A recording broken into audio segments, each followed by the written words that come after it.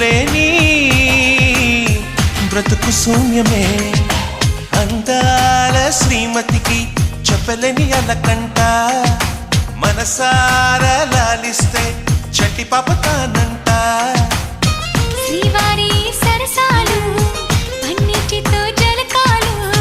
నీ చూపులో మురిపాలు నీతో ఎలా జగడాలు